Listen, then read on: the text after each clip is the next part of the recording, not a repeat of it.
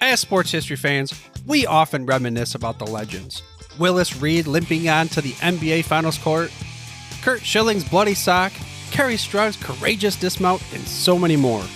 These moments often define sports history. But what about the countless injuries that did not become legends, or careers that were derailed due to inadequate care? That's where this episode's sponsor comes in. Introducing to you, ILP Sports Consultants, your trusted sports injury partner, available 24/7. Brian Maelli at ILP Sports Consultants has over 20 years of experience in the orthopedic and sports medicine industry, and he has worked with athletes across the gamut, from youth to amateurs, professionals, in almost every sport played in the United States of America, accommodating athletes at every stage of their career. This adaptability ensures that ILP services are perfectly tailored to your skill level, no matter where you are in your athletic journey. With ILP, you are in control. Choose the steps that matter most to you. Diagnosis, treatment plan, recovery, or the whole journey. ILP services are tailored to your unique needs. Rushing for care is a common pitfall, leading to future problems.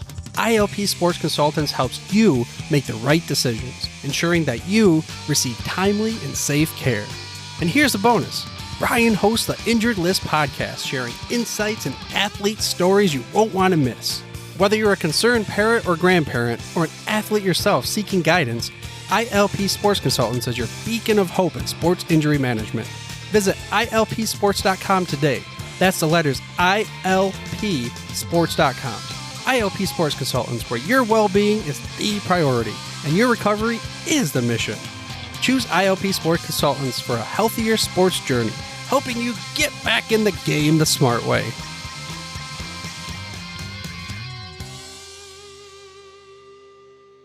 Blog Talk Radio.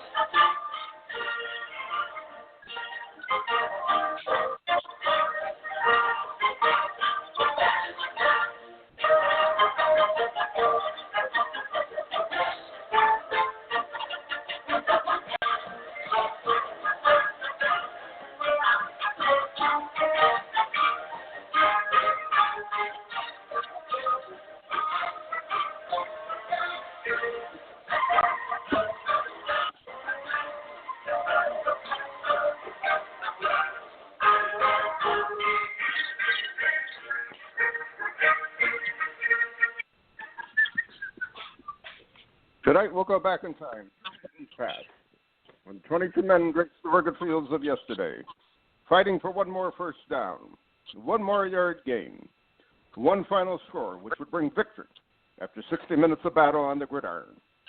Tonight, we'll explore the world of Gridiron Greats. Welcome to Gridiron Greats Football and its memorabilia on the Gridiron Greats Publishing and Broadcasting Network, in conjunction with Swick Enterprises, and we're live from the Wallingford, Connecticut home of Gridiron Greats Magazine. I'm Bob Swick, publisher and editor of Gridiron Greats Magazine, and I'll be your host for the show. Gridiron Greats is the only publication in America which focuses upon the history and memorabilia of the North American football game since its inception in 1869. We cover 150-plus years of football history and memorabilia, and you can find us on the web at gridirongreatsmagazine.com. It is at this time I'd like to introduce my co-host. He's a senior contributing writer to Gridiron Greats Magazine, a football memorabilia historian, specializing in pre-World War II items, in particular Red Grange, and also Seattle Seahawk items, in particular Steve Lark. He hails from Portland, Oregon, Mr. Joe Squires. Joe, welcome to the show this evening. Captain, very good to be here. Hope you had a very Merry Christmas, you and Brenda, at the Wallingford, Connecticut compound. We were holed up in the compound for basically 72 hours until we went out because there was not much going on. We didn't have anybody over.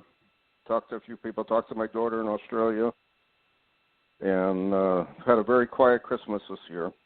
By Sunday, we were ready to go out. And boy, did we go out in Wallingford. Locally. I've been the past, let me rephrase this. This season, we've been heading out to our favorite Mexican restaurant here in Wallingford, Los Mariachis, and I've been watching the 4 o'clock football game there. And we have dinner, a couple drinks. I watch the game, 7 o'clock, 7:15, the game's over here, and then we pack it in and we go home. So it's relaxing, and at least we get out a little and enjoy some good food, good drink, so on and so forth. But anyway. What it takes to keep your sanity. Merry Christmas to you and the family, and we are fast approaching the new year. At the time of recording, less than 48 hours. But we're going to start off on a somber note tonight.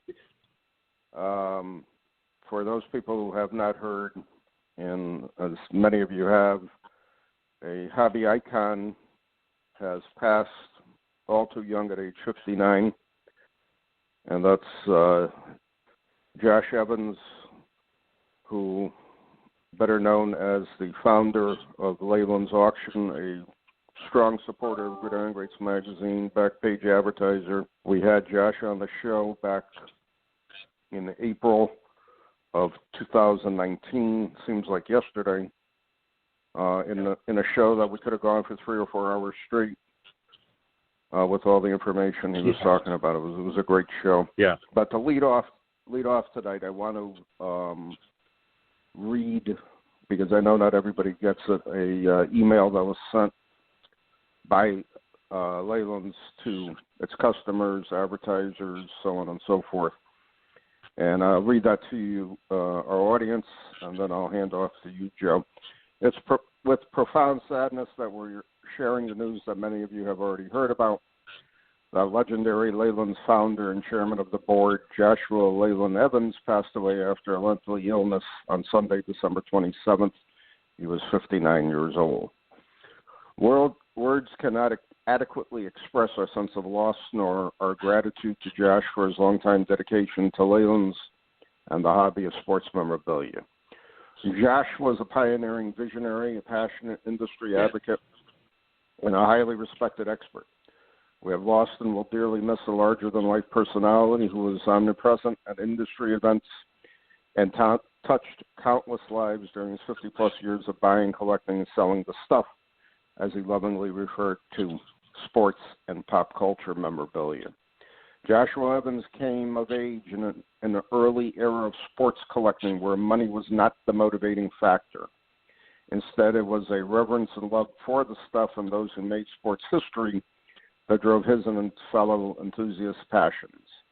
When he founded Leyland's after graduating from college in the 1980s, Josh did not know that trading cards and sports collectibles would someday develop into a multi-billion-dollar industry, but he did know there were countless fans who shared his passion, and that a marketplace to buy and sell the stuff would afford him the opportunity to make a living while enjoying his daily work. Those of us fortunate enough to have worked and collected alongside Josh have lost a dear friend and an inspiring mentor. Joshua Evans leaves behind a company that is built to last, and Leyland's is and will continue to be an enduring legacy to his long and storied history in the hobby. We will honor his memory by dedicating ourselves to continuing the work that was his life passion. We wish to extend our deepest sympathies to his family, friends, associates, and the clients with whom he has developed long-standing relationships. We also want to thank all of you who have reached out to us to express your thoughts, prayers, and shared memories. Your support is truly appreciated. A memorial service for Josh will be scheduled in the future to allow for a safe gathering, and thank you, the Leyland's family. And donations in lieu of flowers can be made to the Kidney Transplant Fund at St. Barnabas Medical Center. And if you go to that St. Barnabas Medical Center, you can see the area there set up for giving. And if you select kidney transplant has the designation select tribute gift in memory of Joshua Evans, we'll get it. They'll also give you information if you want to mail them a check. Really brief before I hand it off to you and your discussion of Josh.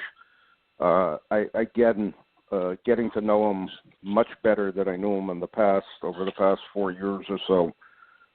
I appreciate one comment he made during the podcast I told Brenda about, and she listened to, and kind of stuck with both of us. He really enjoyed the magazine, and he called us a true boutique publication. And I was kind of touched by that because I'm saying to myself, here's a guy who's, in charge of one of the largest sports memorabilia auction firms in the country, and he likes Gridiron Greats with no hesitation. And I got to interview him for the magazine, got to talk to him at length, emailed him by phone, so on and so forth. And that mention that he gave for Gridiron Greats magazine is always going to stick with me, and I truly appreciate it. And it's really a shock to me, even though I knew he was ill.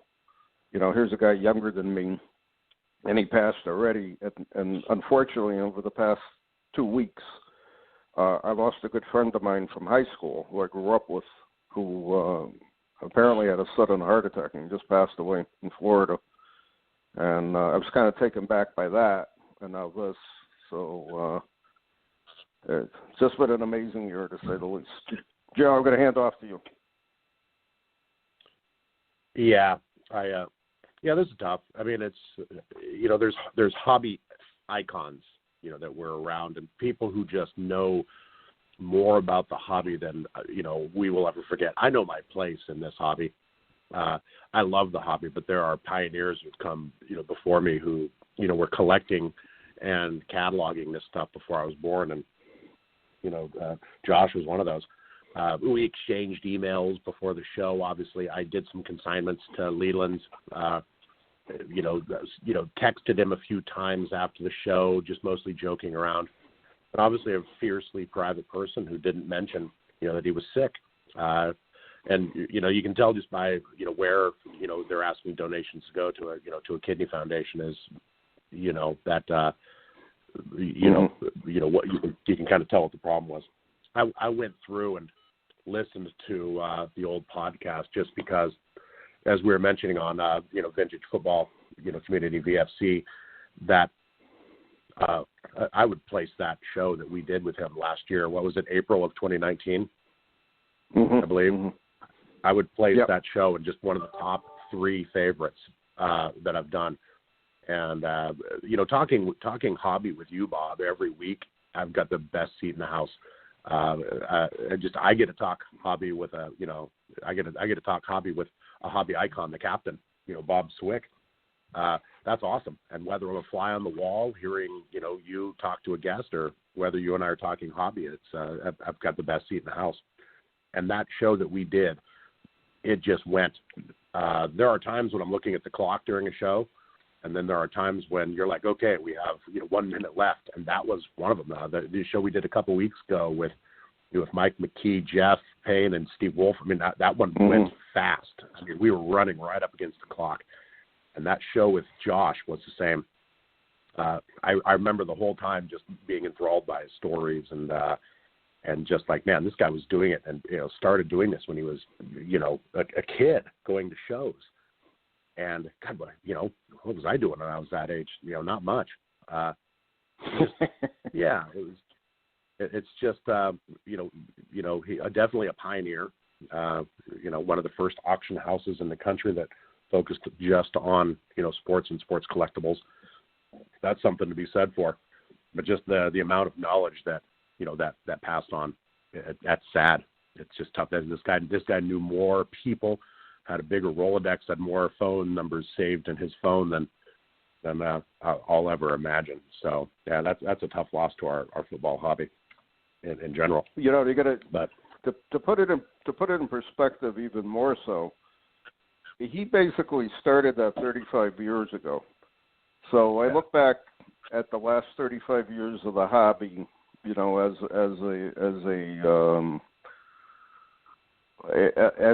a ball of that's rolling and that can't stop. Because, again, you go into the football card explosion of 1989.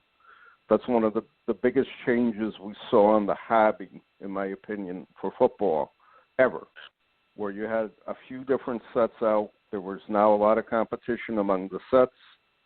And then the explosion that occurred basically from 1990 and didn't really let up until 95, 96, to almost a serious contraction now where you only have a couple sets being produced.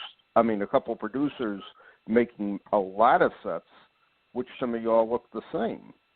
So we've seen an evolution of the hobby taking from 90 to 2020, 30 years. 5 years prior to that, Josh had the foresight to say, "Hey, we're going to do some auctions. We're going to do something a little different here." And it was a much different ball game, and his knowledge, his thirst to find things, his honesty with what he did. It's truly amazing what he created over a 35-year period, all gone so soon. That's the way I look at it.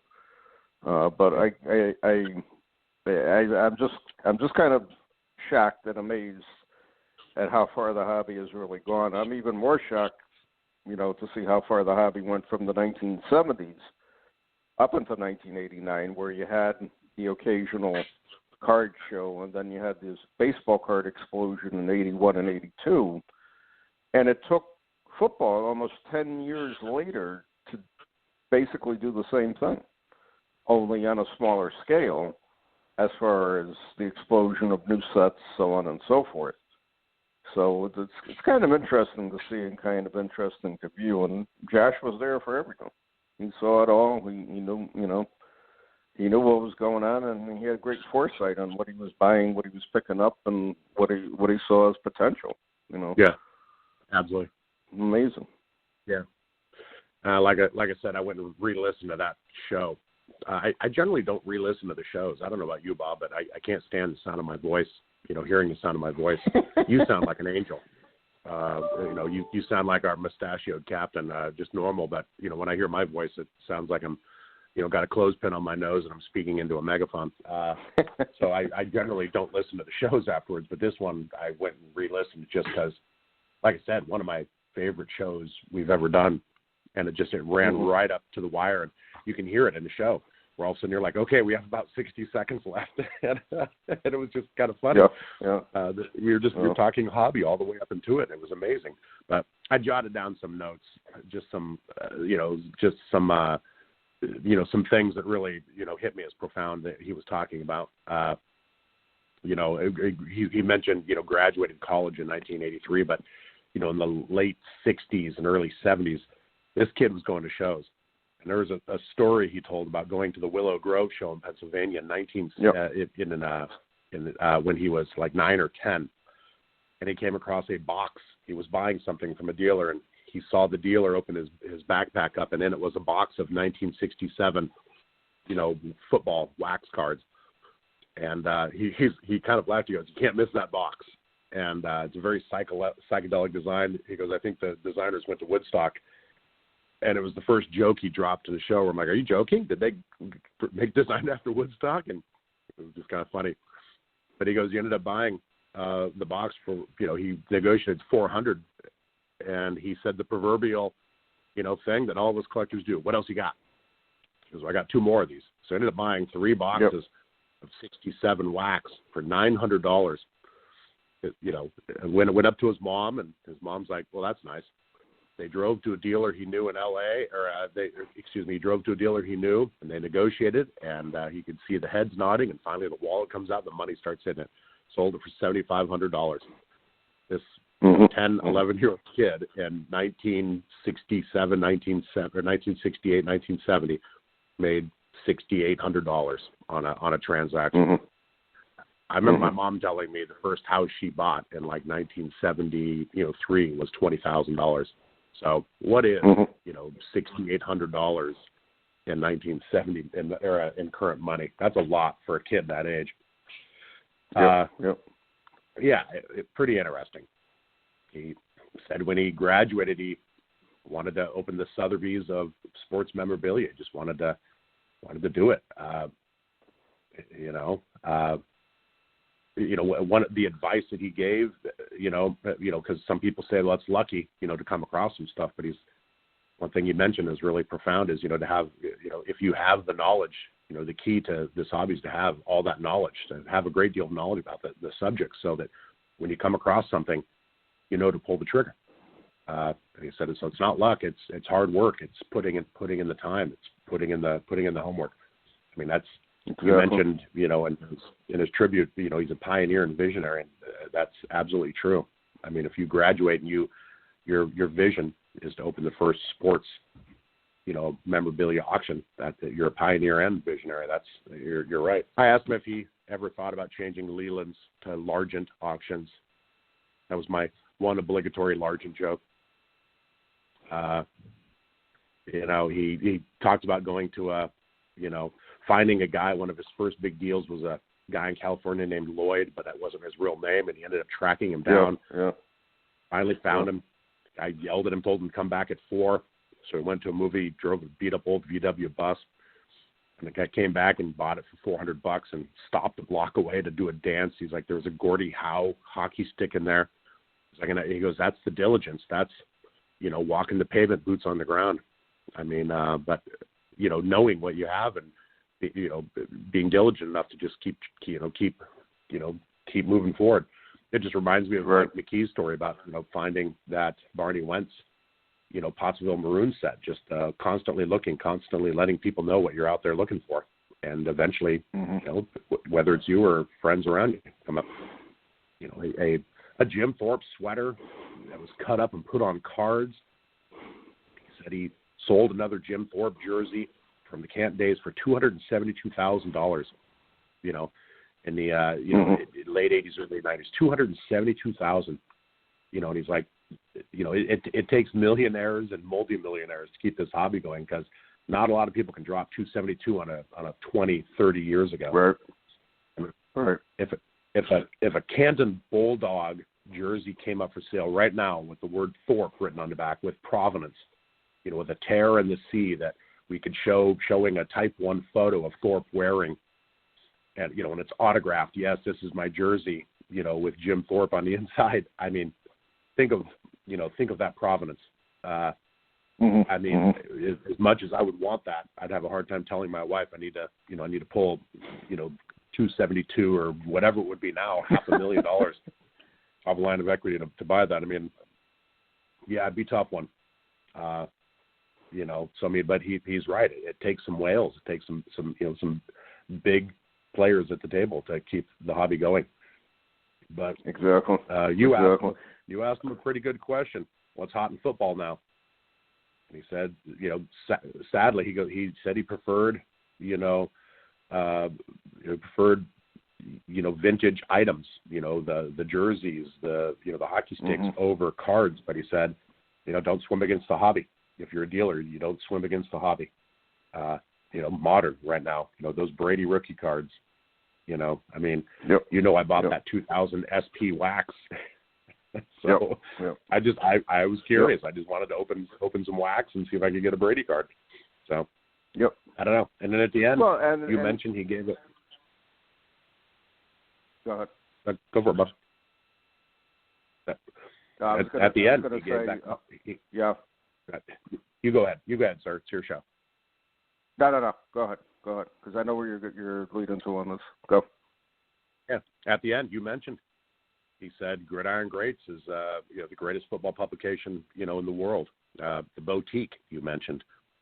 I thought that was a very cool nod that he was a subscriber and that he read it. It was pretty cool to know. Pretty happy to know that maybe a couple articles that I wrote he read, but pioneer, visionary, hobby icon. Sad to see him go.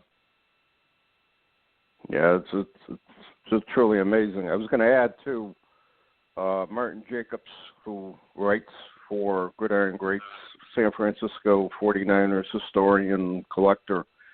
Marty, during the 70s and 80s, had a lot of had 3 sports memorabilia stores in the San Francisco area, and then he was out in Vegas in the 80s also. along with the California stores. And he knew Josh quite well. I was talking to Marty. I told him what happened. He had heard. And he said he's always enjoyed the visits by Josh when he came into the store because it was amazing what he would buy from him. And they had some pretty robust discussions and good times together talking. So I thought that was really cool to hear, and it was a good sign to, again, know people have very good memories and close memories for him with regards to his statue and his knowledge and his camaraderie that he offered in the hobby, to say the least. So I always enjoyed seeing him at the National because he would inevitably come over to the table, especially when I used to be set up with John and Andy and BST Auctions there and MSB Sports Cards, and he would end up spending almost a half hour talking, buying, so on and so forth. But it's very interesting to hear. Very classic icon of the hobby. And you would never really think who he is if you didn't know him. He's just a normal guy walking around a show, talking to people and buying stuff. That's the nice part about it, So yeah, is what is a true true, for lack of a better term, just a true hobby icon, and he'll sorely be missed. But he left a great company, and Leyland's, I'm sure, will be as strong as ever down the road. I hope so. I've consigned to him in the past, and I've bought several things from him in the past. They're an amazing auction. And you know me, I love auctions. I love auction season. So, I hear you. Being a captain, being as this is the last show of the year, I grabbed that list that you posted on VFC of the 23 shows we've done this year, and I thought we'd do a nice recap. So, are you strapped in? Are you ready to roll? I imagine you're in a big, comfy swivel chair sitting at your computer doing the show, is how I would imagine it. I've actually never asked you where you do your show from. I got a couple offices in the compound. I'm in the upstairs one that oversees the parking lot of the country club across the street. And I got my neighbor's dead tree. My neighbor's dead tree in front of it that I watch the squirrels go in and out. And, I got about 7 screens open on the computer for notes and things of that nature. Yes, Sometimes the cat sits with me. The cat is not with me today, so that's it. And at the same time, Brenda's in her office working on the layout for the upcoming issue of Gridiron Greats magazine, issue number 71. And I got to ask, if you're not a subscriber, what are you waiting for? And by the way, I have an article I'm working on a very cool local subset, the 76 Fred Meyer Seattle Seahawk set. Yeah. I'm mostly done. I just need to put the Joe Squires, comedic, spice on it, I guess. All right. Our first show of the year, Captain, was done on January 14th, and I loved this show. It was Barry Cohen from Ebbets Field. Ebbets Field, if you remember, makes very authentic jerseys and hats, located up in Seattle. I think Rev Mike Moran had dropped that website the year prior. I stumbled across it. I ordered an authentic Red Grange jersey, and he was trying to figure out if he could get the friction tape on it, and then ended up being possible. But what I ended up ordering was a Canton Bulldog jersey, which I love. I wore it the day after Christmas when I was lounging around the house. It's itchy.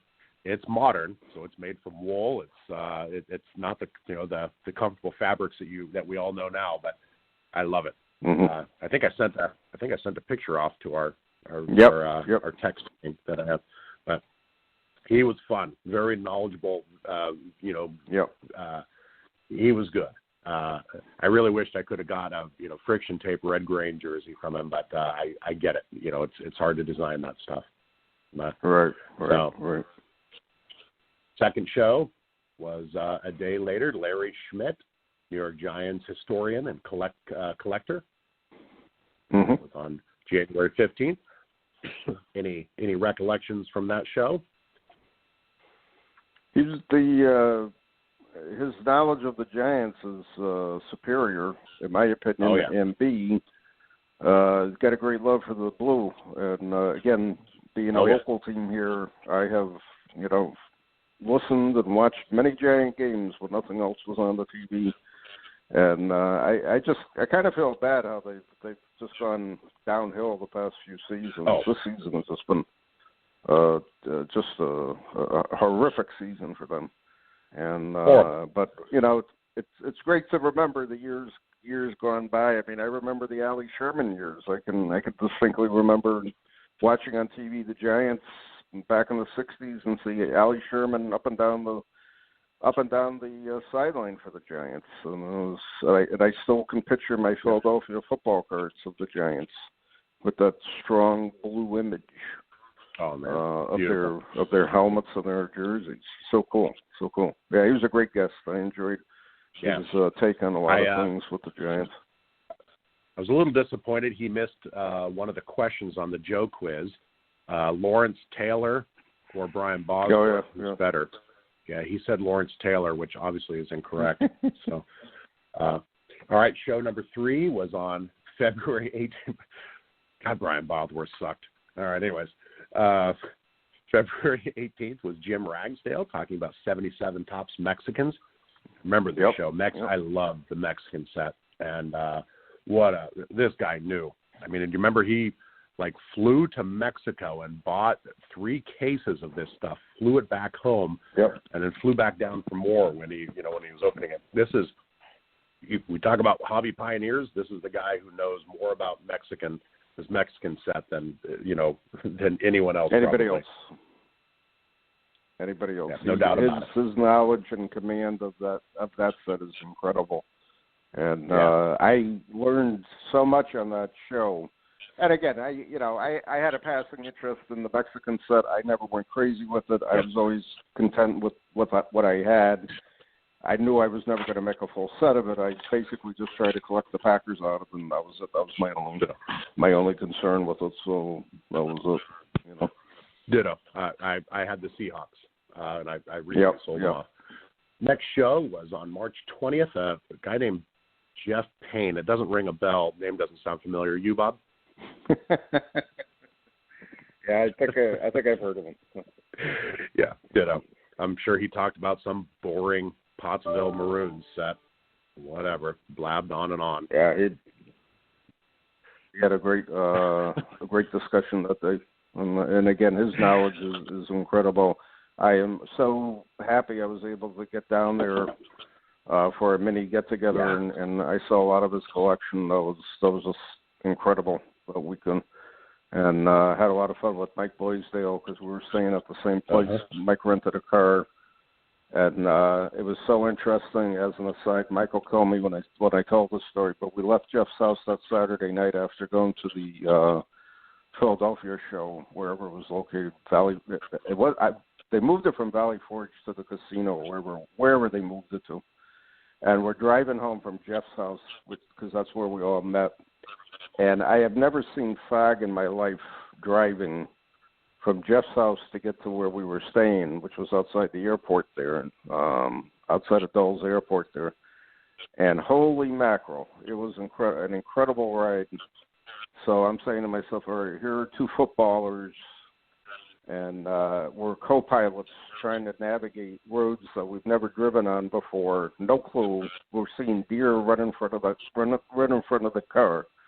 It was a surrealistic experience getting back, and it was kind of funny, to say the least. But we made it, got to see his collection, and we had a lot of fun. Yeah. I vowed to make that. If that happened again, I vowed to make it. Blaisdell can fly from Seattle. From Seattle to Virginia. I can fly from Portland to Virginia, damn it. All right, next show up was March 27th, Michael Mason Halder, Collection Museum. Man, I should incredible know this better. amount of information, and I can't wait to get out there and see his stuff and do the West Coast trip. You know what I'm doing, because you're on it. And I got to get 3 stops in California, a stop in Oregon, and a stop in Washington. So it should be pretty interesting. So I can ever travel again. So, but I'm just happy you pronounced Oregon right. Yep. Amazing next stuff. Up, April 14th, author Joe Squires.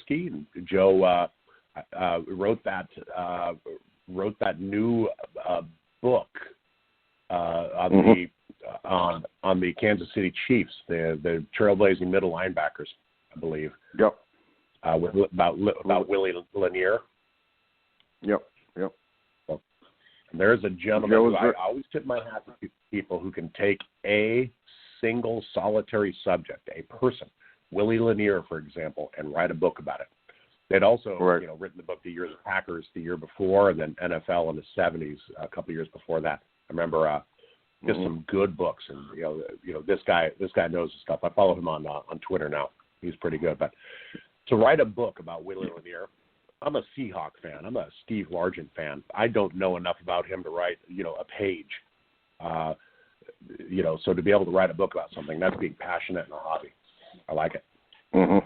So, yeah, Joe's show. a very good author, and I stay in touch with Joe. He's working on a new book, which I'm not going to. I'm pretty sure he talked about it on the show, and I'll just leave it like that. But hopefully that'll be out either the end of this. I think it's the end of this year or beginning of next year. Yep. I'm not sure.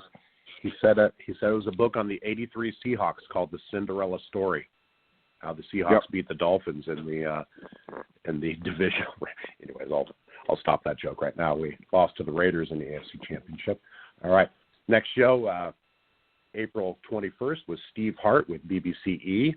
I liked this show a lot. I was excited to get Steve Hart on. I mean, there's somebody who's has a very specific niche in the hobby. He grades unopened wax boxes. He grades the wax packs for PSA. So, the agreement is he can't grade the wax packs, but he grades the wax boxes. And I've sent several boxes to him. I have a box I'm sending to him later this week. But so he's it was very fascinating to talk to him about how he got into it, the mistakes he's made, et cetera. So, he is a definite authority, and his knowledge of unopened is pretty amazing to me. And again, too bad I didn't take every penny I had back, when, and just kept squirreling away the unopened material. I would have a bigger compound right now than what I have. That's the way I look at it. No. Next was April 29th, John Vorpirian, TV host, author. You were very good friends with him. He's you've been on a show. He was fascinating. Talk about knowledge. We'll talk about somebody who's obviously you and I are smooth. We both have faces for radio, but we're smooth here. But this guy was way smooth. You could tell he was very comfortable being in front of being on a show. One comment I always make about John, when he invited me up the first time to go to the show, we drove up to White Plains. It's probably an hour and a half, 2 hour ride. And I get there. I have no idea what to expect. Now, I've been on TV before locally, no big deal. I've never been on any show like that before. And I brought a few things, a couple things to show him, so on and so forth. But I have never done a show as fast as I did with him, where before I knew it, the show was over already. And he even commented that too, that it was amazing how quickly the show passed. And we had no script. He just threw questions out. I answered them, and we just went from there. And all 3 shows I've done with him so far, it's been the same type of setup, and it's been great. It's really been great. And he's gotten a lot of good compliments saying how interesting it was. And, that's good. I'm glad. So he's a great TV host, and he's a fascinating interviewer, to say the least. So I enjoyed that show. Oh, that he was smooth. I remember that. As just and hearing you two talk, that's just one where I was just lucky to be a fly on the wall to just be able to hear you guys talk and ask a question on occasion. You guys were just long friends and obviously very comfortable with each other. May 20th, we went almost 3 weeks without a show. We went from John Vorpirian on April 29th to May 20th. Denton Fuffer, Pro Football Hobby Den was the show. What are your recollections of that one? For some reason, that one doesn't ring a bell with me. Yeah, he's exceptionally knowledgeable, and at the same time, very interesting to talk to. And I think we both picked up a lot on that show, to say the least. So, and he's got a tough last name. That's all. Yeah. Did I pronounce it right? Fuffer? Huh? Yeah, you did. Fuffer. You did. And it's interesting for people that don't realize it. We do spend a lot of time trying to prep these shows. If I have somebody, his last name, I always ask him, what's the phonetic spelling of how to pronounce your name phonetically. And because I've had a tendency to botch the English language somehow. I come up with Swickisms, words that never existed before until I made them up. And long story short, I was very concerned about his last name, but we got through it. I got through it. It was good. It was a good show. Yeah. Good. Next show, we had an open forum. I haven't gone back and listened to that show, but whenever we have an open forum, it's kind of to catch our breath on, on items like, it's usually what it is. So, next show, Tim Brown on July 14th. Tim Brown, author. I remember this one. Yep. He was fun.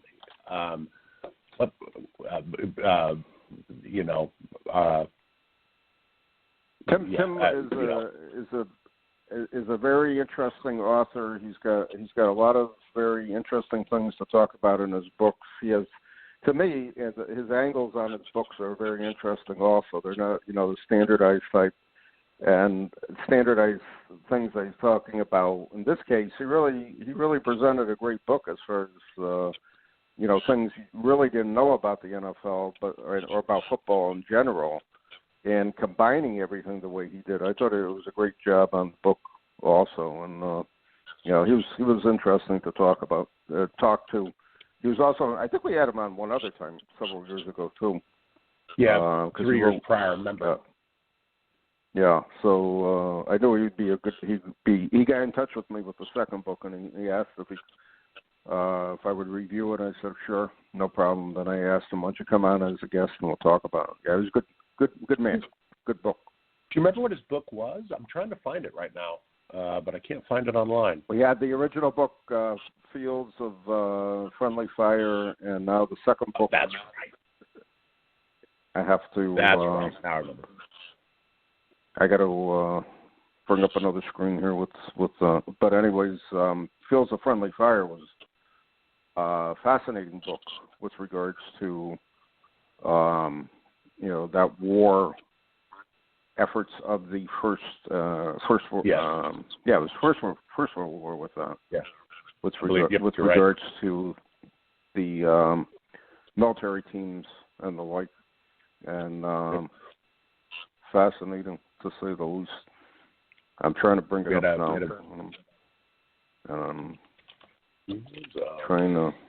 I'm getting 10 Tim Browns. Anyways, I'll go back to them. And when I was looking it up, when I was looking it up as well, there was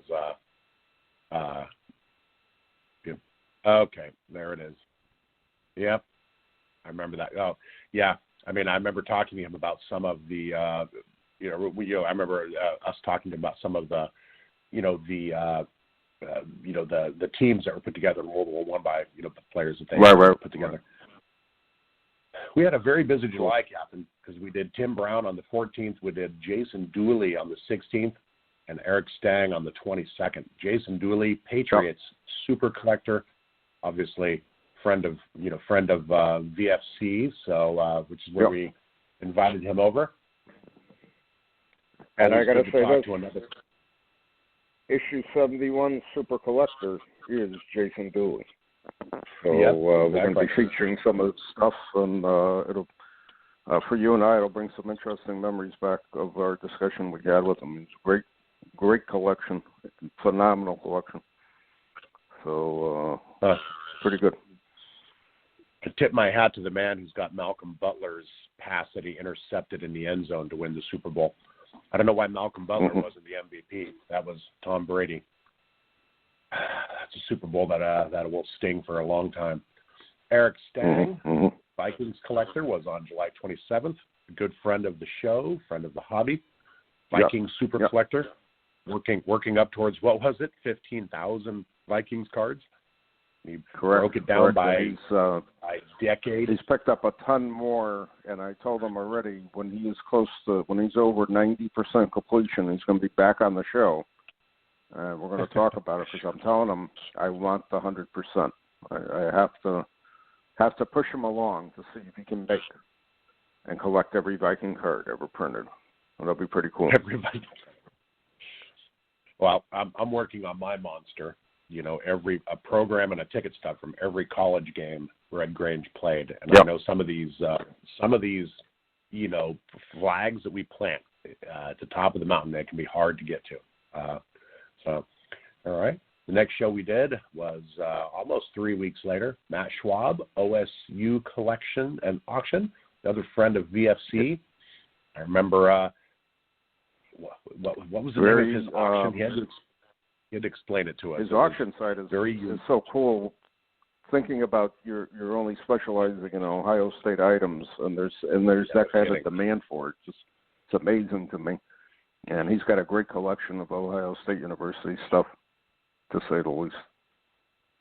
That was a great interview. What was the name of it? He had to explain it because I was like, man, that is. I'm looking up Ohio State auction right now. What was it? Oh well. We'll catch hell for that one, on VFC when we log back in. Just we couldn't remember, but it was very specific to Ohio State, and good for him. And I remember he had a very dodgy answer when I asked him who would have, if it wasn't for COVID, who would have won the season opener, Oregon Ducks or Ohio State? And he said he was pretty sure Ohio would have won it. And I doubt it. Oregon looked pretty good. We just won the Rose Bowl. We just backed into the Rose Bowl and beat 5-0 USC. So I think we looked pretty good. Yep.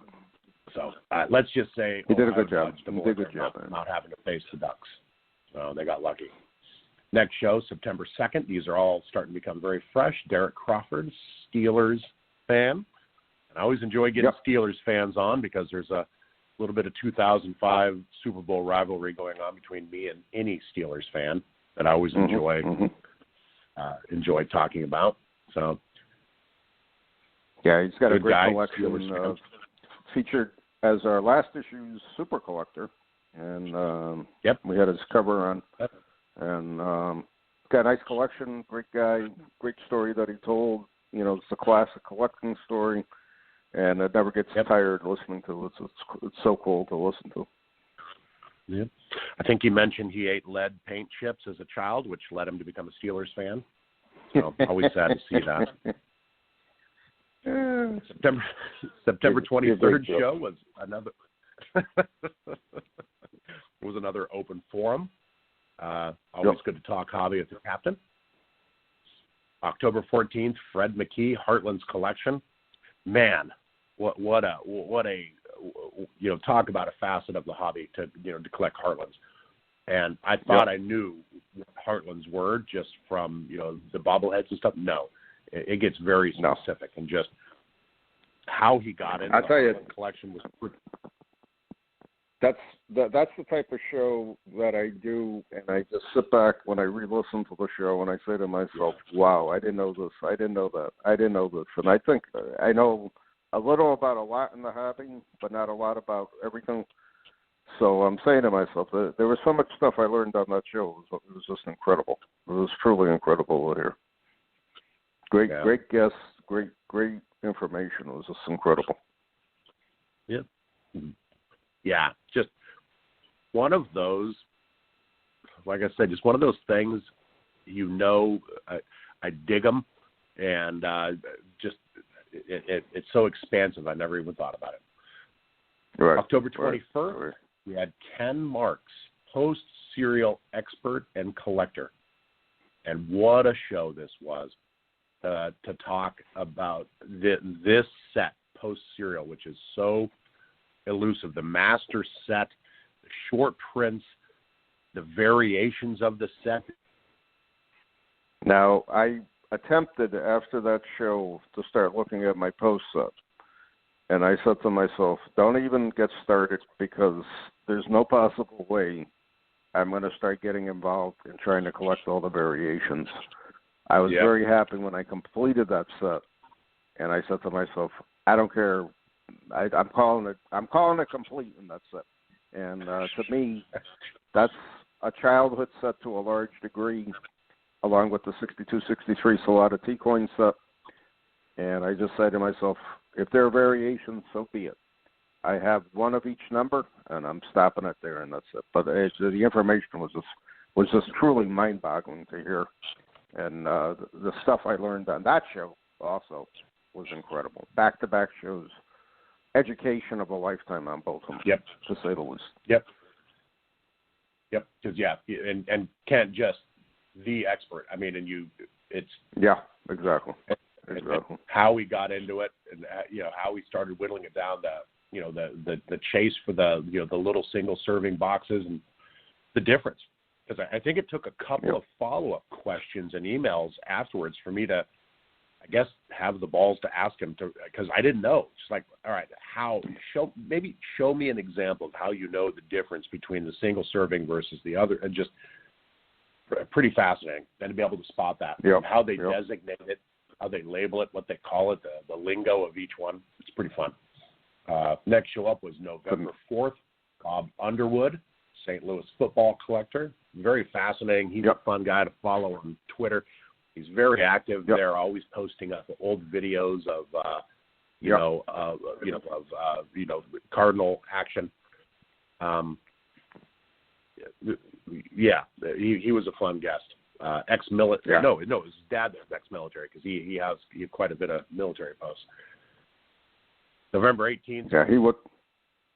Yeah, he to me was, he loves his Cardinals and he's keeping them alive, and it was a great interview to say the least. Okay, moving on. Yep. Next show was our open forum on November 18th. I remember that was the week before Thanksgiving. I'm doing that one. Talking hobby with the captain. December 3rd, we had Joe Brennan, Bills collector. And this was right before the Seahawks and the Buffalo Bills faced off, and I had no idea the Bills were this good this early on. They beat the high-flying Seahawks, and then a couple weeks later they beat the Pittsburgh Steelers that were undefeated. Bills are the real deal this year. It's the Super Bowl is more than likely going to be won by an AFC team this year, there's three teams in the AFC that are strong: the Pittsburgh Steelers, sadly to say, Kansas City Chiefs, looking for a two-peat, and the Buffalo Bills. And whatever two of those three teams face off in the AFC Championship, that's going to be a hell of a game. I don't think I can't name an NFC team right now that can beat the Chiefs, to be honest. So I have a feeling it's the Chiefs. Chiefs look unbelievable this year. Kind of interesting. I wonder if we're seeing the new Brady almost in Mahomes with regards to hello. Is he going to start bringing whatchamacallit, Super Bowl rings to Kansas City now, year in and year out. Well, he's a lot more mobile. Brady was never known for his running ability, so he's a lot more mobile than Brady, which is great. And then last 2 weeks ago, we had on December 9th, we had on what I would consider probably one of my favorite episodes. Steve Wolf, Mike McKee, Jeff Payne talking about just the 1926 Pottsville Maroons RPPC. we've never had two guests on the show, and we swung for the fences on this to have three guests. When you have that many people, it's our big fear is always talking over each other, and too much noise. But went off very well. Learned a lot. It was good to have. We've never had Mike on the show before. Been in the hobby a long time. It was good to hear some stories from him. Jeff, always knowledgeable, just in what he knows about this set, this very esoteric set. And then Steve, obviously, Jeff, and I split, the Hunt Auction, 26 RPPC set that sold in February, which was the highlight of my year. Just absolutely loved it. Yeah, that was the information in that show was just incredible, and that's the type of show you want to listen to 2-3 times, making sure you pick up everything after you're taking your notes after the first or second show.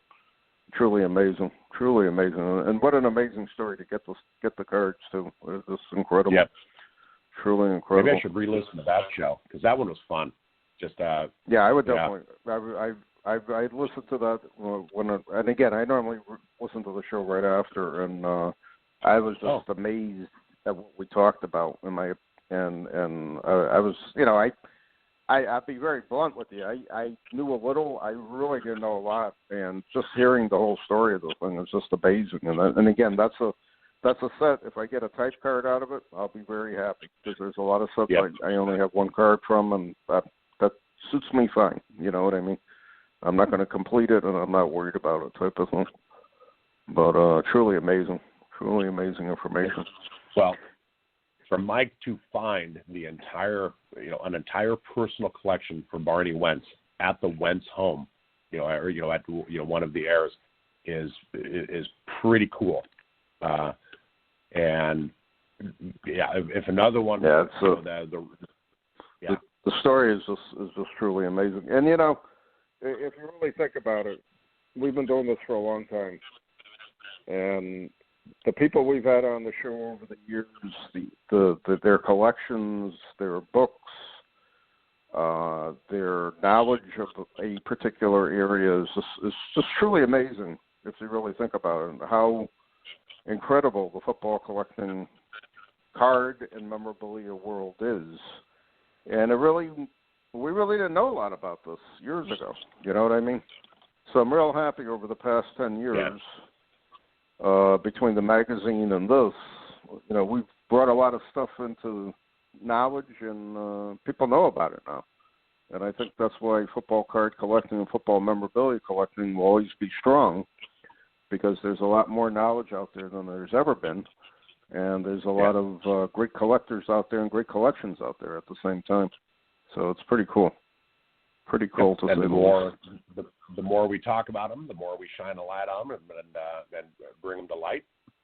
The more people who aren't aware of it, or who knows, maybe we get more and more of these collections to surface, to come to light, and maybe we get to see.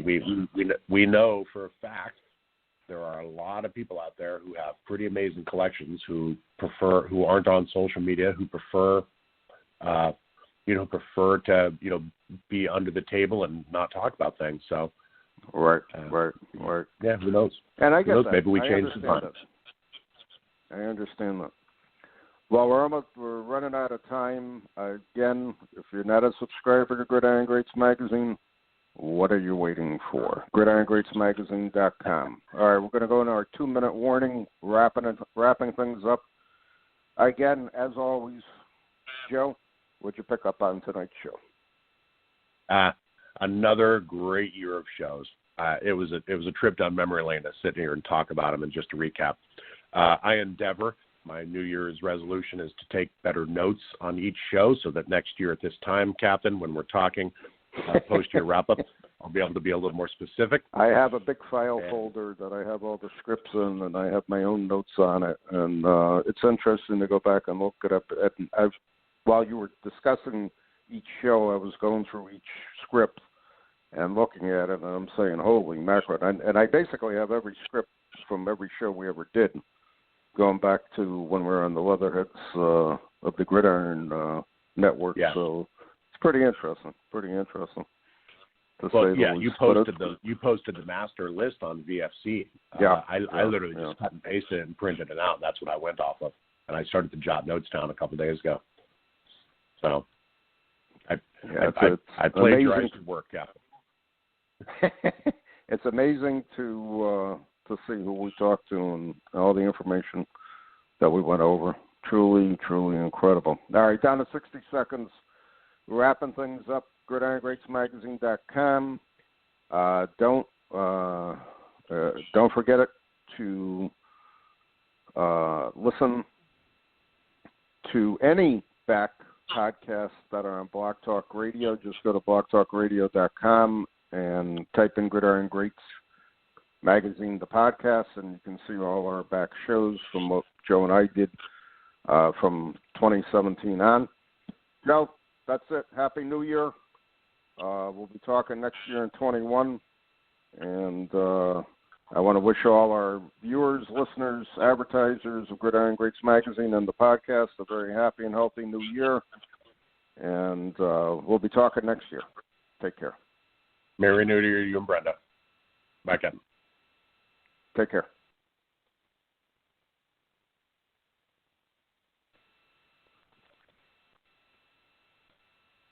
Hey there, sports history fan. This is Arnie Chapman, aka the Football History Dude, and I wanted to thank you for stopping by to listen to another episode here on the Sports History Network. Our podcasters are passionate about uncovering and sharing sports stories from yesteryear. And if you didn't know it already, we have over 30 shows across the network covering all sorts of sports history topics. In fact, here's a glimpse into one of our awesome podcasts here on the network. Each week, the official Football Learning Academy podcast will take you deep into the history of pro football through interviews with players, coaches, or administrators in the NFL, as well as interviews with Pro Football Hall of Fame selectors, authors, and historians. You'll learn how the game evolved and important moments that shaped the sport into what it is today. And don't miss the Pro Football History Nugget of the Week. Listen to the official Football Learning Academy podcast on the Sports History Network. How about that? I bet you're super hyped to go listen to that new podcast, right? Well, to learn about this show and all the other podcasts on the network, head over to sportshistorynetwork.com/podcast. Again, that's sportshistorynetwork.com/podcast. Head over there today to find your next favorite sports history podcast.